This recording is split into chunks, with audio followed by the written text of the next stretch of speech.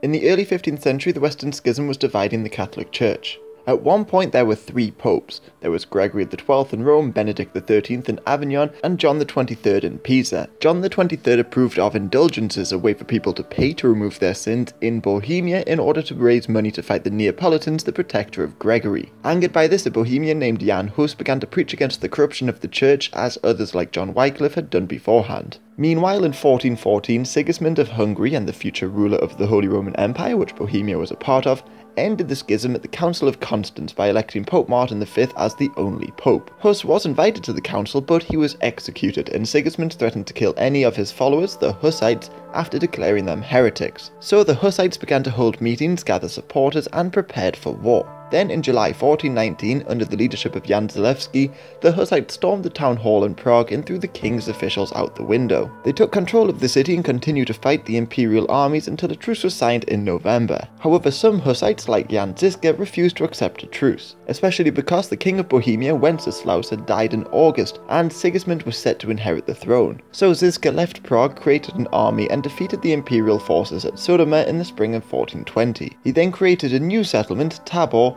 and his followers, the Taborites, set up an early democracy and abandoned many of the sacraments of the Catholic Church. They also abandoned private property and made the society somewhat equal, but they also believed the world was coming to an end and punished people according to biblical law. Zalewski's Hussites in Prague, however, the Utraquists, were more moderate and were willing to accept Sigismund as king as long as he followed their 4 Articles of Prague and reformed the church. However, the Pope called for a crusade against the Hussites. Although thousands joined the Crusades, the Hussites had revolutionized battles by deploying cannons onto the battlefield and using wagon forts, armored carts which carried soldiers with handguns, crossbows and pikes. So although the Crusaders besieged Prague, Žižka relieved the city in July 1420, and the Crusaders left Bohemia shortly afterwards. A second crusade was called in 1421, and this time the Crusaders beat Zalewski at the Battle of Brooks. Zalewski was, as a punishment, removed from his post and later executed. But the Crusaders were again defeated by Žižka at the Battle of Kutna Hora and left Bohemia. Meanwhile, with no king of Bohemia, the Hussites offered the throne to Jogaila, the king of Poland, an enemy of Sigismund. He, however, rejected the throne, but his nephew Sigismund Korybut accepted it in 1422. But the Hussite factions had by this point become distrustful of one another,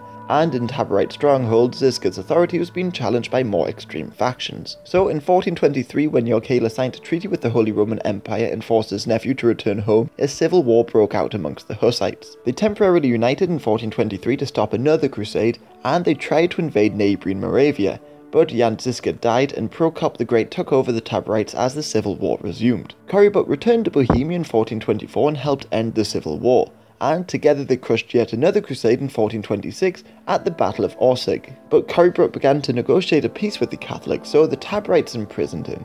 Nevertheless, the Hussites still managed to beat the imperial forces at Tachov in 1427 and ended the Crusades for a few years. This temporary peace allowed the Hussites to increase their raids on neighbouring lands, sometimes even as far as the Baltic coast. However, these beautiful raids encouraged more people to join later Crusades, and even Joan of Arc threatened to join the war against the Hussites. In 1431, another crusade was called, but this quickly failed at the Battle of Domaslice. But again, a civil war erupted shortly afterwards. So at the Council of Basel in 1433, the Utraquists made peace with the empire and defeated the Taborites at the Battle of Lipany in 1434. Now in control of Bohemia, the Utraquists accepted Sigismund as king of Bohemia in exchange for religious reforms. These reforms remained the doctrine of the Bohemian Church until the 30 Years' War. But the Hussites continued to have influence within the region. In 1439 they fought alongside a Polish nobleman, Spytek of Militzin, against the Bishop of Krakow, who effectively governed Poland at the time. And in Bohemia, a Hussite, George of Prado-Brady, acted as regent when the infant Ladislaus took the throne in 1439, and George became king himself in 1457. The Hussites also later helped prevent Matthias Corvinus of Hungary from invading Bohemia. Plus, the Hussites also helped pave the way for the Reformation, and many would go on to follow the teachings of Luther and Calvin.